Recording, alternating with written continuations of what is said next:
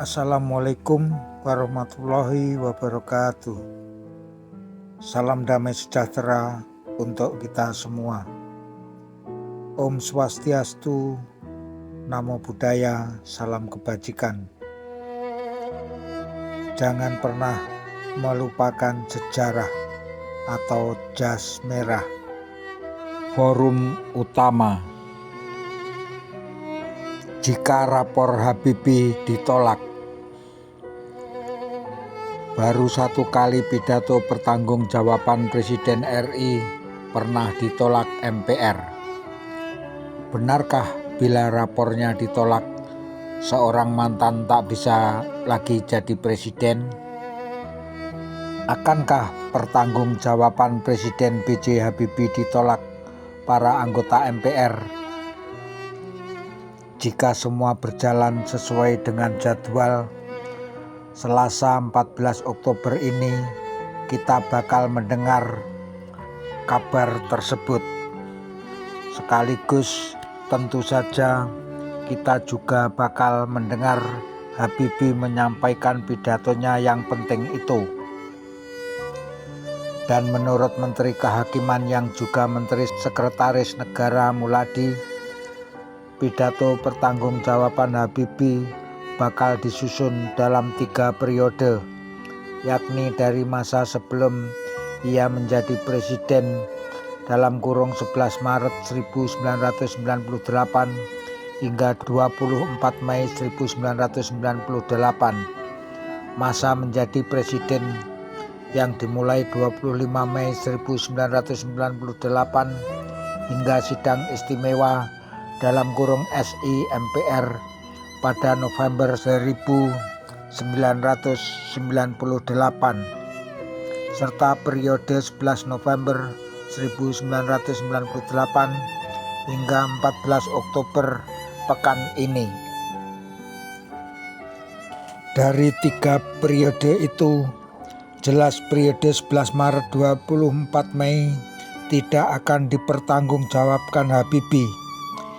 Itu hanya sebagai introduksi karena kebobrokan terlihat di sini, kata Muladi. Kendati pidato itu belum disampaikan, sikap dan opini terhadapnya bukan tidak ada. Maklum, diterima tidaknya rapor Habibie itu bakal menentukan nasib mantan Menristek di zaman Orde Baru itu. Apakah habis sampai di sini atau malah kembali jadi presiden? PDIP dan PKB misalnya sudah berancang-ancang akan menolak pidato presiden masa transisi itu. Kami akan menolak pertanggungjawaban Habibie, kata Ketua DPP PDIP Wikiangi. Artinya mereka emoh bila Habibie manggung lagi. Pendapat serupa tak hanya muncul dari para wakil rakyat. Bekas Sekjen Golkar yang kini menjadi Sekjen Barisan Nasional (Barnas), Rahmat Witoelar misalnya, juga melihat hal yang sama. Menurut Rahmat, kemunculan sejumlah kerusuhan di tanah air akhir-akhir ini merupakan indikasi bahwa Habibie tak mampu memimpin negeri ini. Artinya, tentu saja naif jika MPR memilih orang-orang sebenarnya tak memiliki kapasitas menjadi presiden.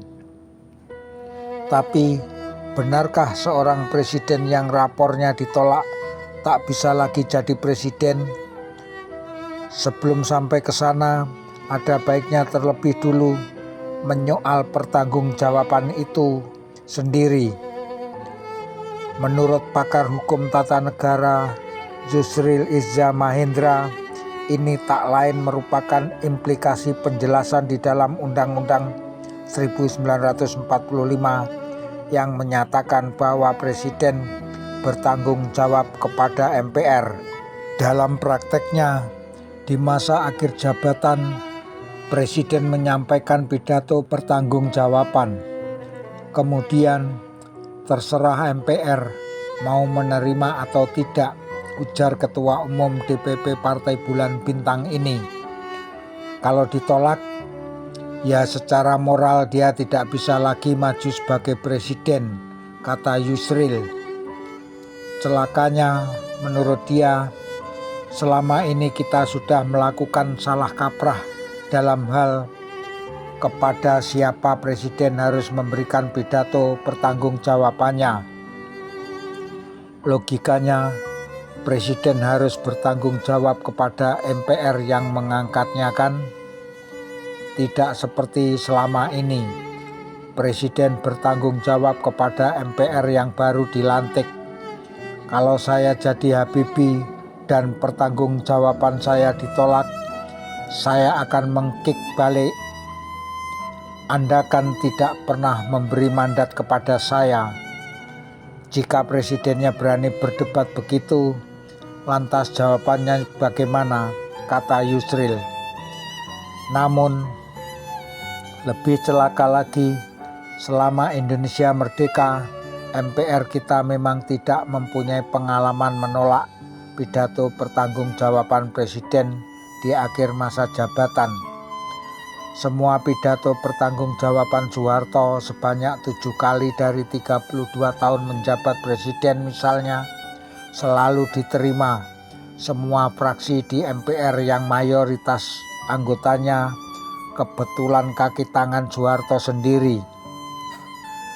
Bahkan pertanggungjawaban dia yang terakhir pun dalam sidang umum 1997 tidak saja diterima, tapi ia juga ditabalkan kembali jadi presiden.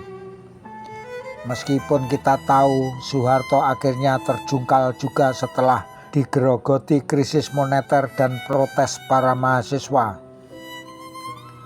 Satu-satunya pengalaman MPR kita menolak pidato pertanggungjawaban presiden adalah saat MPRS menolak pertanggungjawaban Presiden Soekarno selepas peristiwa berdarah G30S.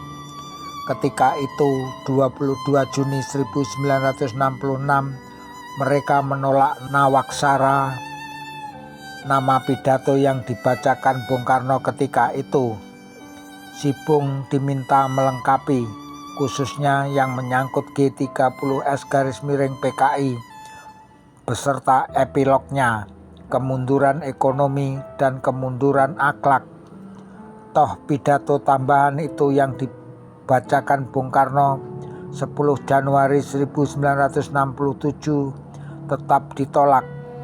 Dan dalam sidang istimewa pada 12-13 Maret, MPRS pun memecat Soekarno dari jabatannya sebagai presiden. Substansi penolakan dahulu itu adalah penggulingan kekuasaan presiden, ujar Harun Al-Rasyid, pakar hukum tata negara dari Universitas Indonesia. Agak berbeda dengan pendapat Yusril.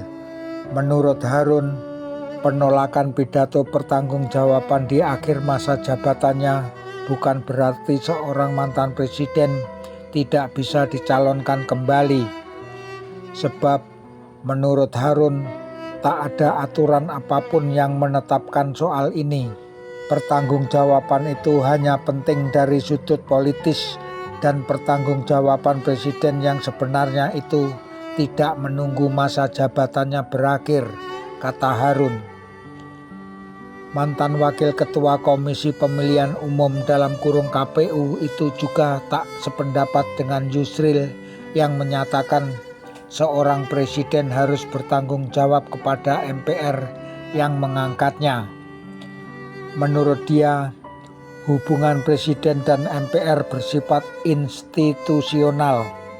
Jadi, ia tidak bergantung kepada siapa yang duduk di MPR atau siapa yang menjadi presiden. Jika dikatakan tidak sesuai dengan logika yang mana? Bagaimana bila anggota MPR yang diangkat dulu sudah ada yang meninggal dunia? Katanya. Pendapat senada datang dari Wakil Ketua Umum Partai Bulan Bintang, Hartono Marjono.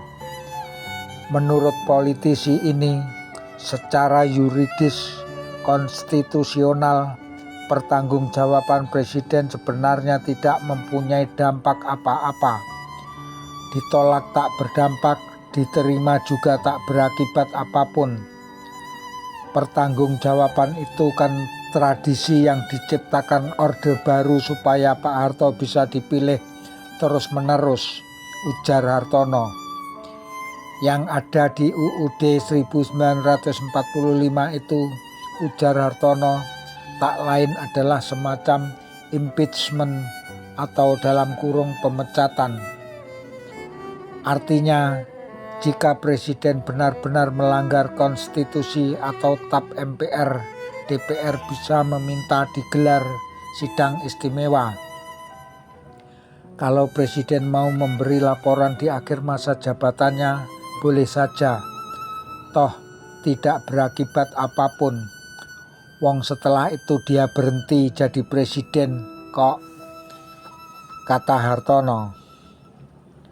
Lalu bagaimana mekanisme penerimaan atau penolakan pidato Habibie nanti?